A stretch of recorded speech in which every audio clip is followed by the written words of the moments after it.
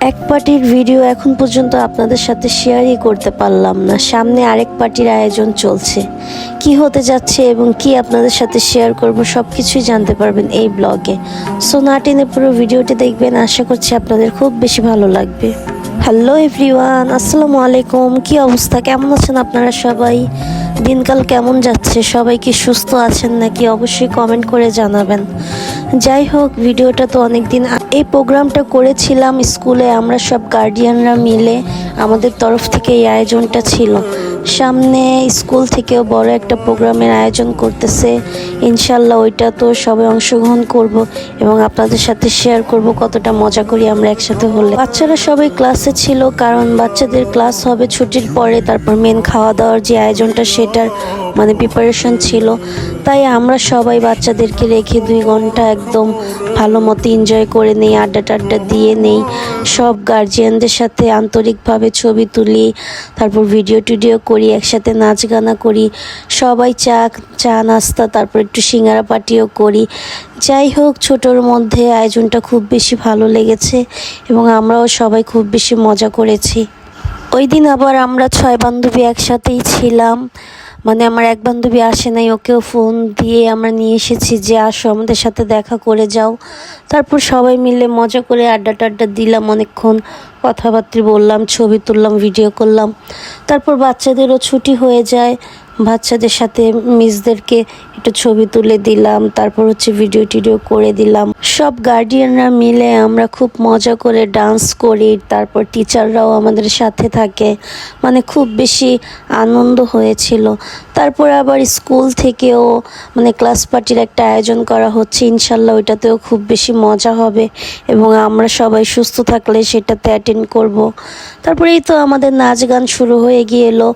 School থেকে আমরা sound বক্সটা নিয়ে নিই, তারপর আমাদের ফোন দিয়ে আমরা একটু গান টান বাজাই।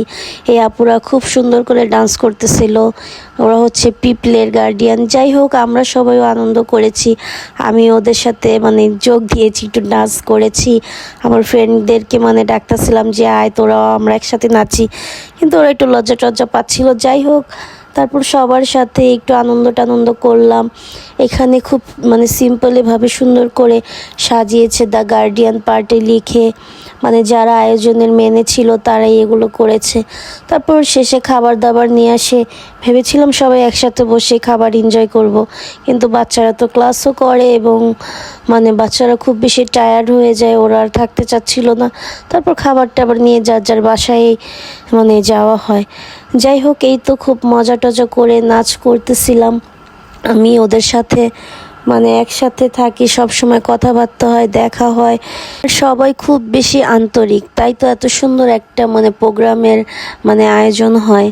যাই হোক, তারপর সবাইকেই বলতেছি ভিডিওটা ভালো লাগলে প্লিজ একটা লাইক দিয়ে যাবেন, তারপর একটা ভালো কমেন্ট করে যাবেন। এখন তো সিজন চেঞ্জ হচ্ছে, ঘরে ঘরে সবাই অসুস্থ, সুরার বাবাও খুব বেশি অসুস্থ, আমাদেরও তো একটার পর একটা লেগেই আছে। আপনারা সবাই আমাদের জন্য একটু দোয়া করবেন, আমরাও আপনাদের জন্য দোয়া করি। সবাই আল্লাহ সবাইকে ভালো রাখুক এবং সাথে আমাদেরকেও ভালো রাখুক। তারপর একটা আপু খুব সুন্দর করে এবং মজা করে বাচ্চাদের জন্য, স্যারের জন্য একটা কেক বানিয়ে নিয়ে আসে। স্যার বাচ্চাদেরকে নিয়ে কেকটা কাটে, তারপরে আমি কেক নিয়ে এসে সব বাচ্চাদেরকে খাইয়ে দেই, কারণ অনেক মানুষ ছিল আর বাচ্চাদেরই তো কেক টেক পছন্দ, ওদেরকে আমি নিয়ে এসে খাওয়াইয়া দিই।